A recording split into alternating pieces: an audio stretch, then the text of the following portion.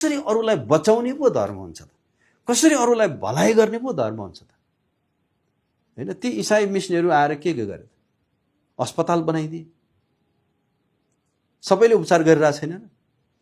शान्त भवन अस्पताल भनेर चिनिने अहिलेको पाटन हस्पिटलमा सबैले उपचार गरेका छैन? त्यहाँको नर्सिङ क्याम्पसमा अहिलेसम्म पढिरहेको छैन? त्यो क्रिस्चियनहरूले बनाएको हो। अनि कसले बनाउँछ त? यहाँहरूले इतिहास राम्रोसँग पढ्नुभयो भने त्रिभुवन विश्वविद्यालय बनाउनलाई फादर मोरानले ठुलो भूमिका खेल्नु भएको छ। राजाको बडा महारानीले सुन बेचेर चाहिँ बनाएको भनिरहेको। त्यो त एउटा कहानी बनाइदिएको, कहाँको हुन्छ त्यस्तो, त्यो सम्भावनै छैन। रत्नले सुन बेच्यो भन्छ त्यो होइन नि, होइन। सम्भवतः रत्न राज्य क्याम्पस खोल्नको लागि गरे कि त्यो थाहा छैन, तर विश्वविद्यालय बनाउन त्यो गरेको होइन, क्रिस्चियनले गरेको हो। अब फादर मोरान त सबैले चिनेको हो नि। फादरहरूले जुन जेसुइटहरूले सेन्ट जेभियर्स 1952 सुरु गरे नि। अब एसएलसी सम्म त पास गर्यो, एसएलसी दिनलाई पनि कहिलेकाहीँ भारत जानुपर्ने थियो कि। त्यसपछि कहाँ पढ्ने? पटना विश्वविद्यालय अन्तर्गत जाँच दिन लगाइयो कि एसएलसी दिनेहरूलाई यहाँ आएर पेपर जान्थ्यो पटनामा। अनि त्यो सुरु भएपछि एकजना यहाँ गुरुङ शिक्षा मन्त्री हुनुहुन्थ्यो त्यतिखेर, सायद 52 भएको भए दिन्थेन होला। त्यतिखेर उहाँले फादर मोरानले नेपालमै परीक्षा दिने व्यवस्था मिलाउनु भयो, एसएलसी पछि पनि, होइन। अनि बिस्तारै बिस्तारै आर्थिक सहयोग प्लस एकाडेमिक सहयोग दुवै पटना विश्वविद्यालयबाट भयो र फलस्वरूप त्रिभुवन विश्वविद्यालय सुरु भयो। पोखराको पृथ्वीनारायण शाह क्याम्पस केरलाबाट आएको मिसनरीले सुरु गर्नुभयो होइन र? त्यो त कसैले बोल्दैन। किन उहाँले पृथ्वीनारायण शाह भनेर नाम राख्नुभयो त? हो, यो देशको इसाईहरूलाई पनि देशको सबैभन्दा माया छ, त्यसकारण शिक्षा फैलाउँछ। किनभने शिक्षाले चेतना ल्याउँछ। अर्को स्वस्थ नागरिक हुनको लागि स्वस्थ शरीर चाहिन्छ। अस्पताल बनाए, ओखलढुङ्गामा अस्पताल कसले बनाए? जुम्लामा टेक्निकल तालिम केन्द्र कसले बनाए? अस्पताल कसले खोले? पाल्पामा तपाईँ रुकुम चौरजारीमा कसले अस्पताल बनाए? डडेलधुरामा कसले बनाए? पाल्पाको त कुरै छोडिदिउँ, त्यो त झन् पहिलो, होइन। लालगढमा, धनुषामा।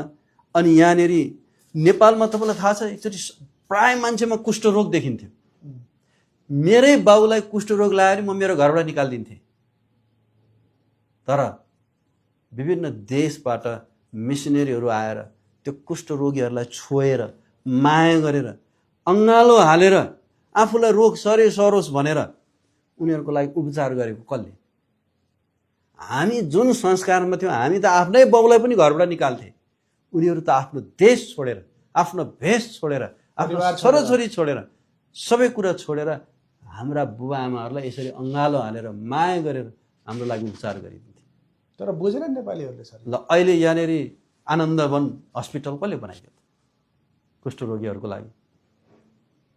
पोखरामा जो अहिले हरियो खर्क भन्ने ठाउँ छ, सबै मान्छे आफ्नो घर परिवारको कुष्ठरोग लागेको मान्छेलाई छिछि दूर दूर गरेर जङ्गलमा लखाड्थे।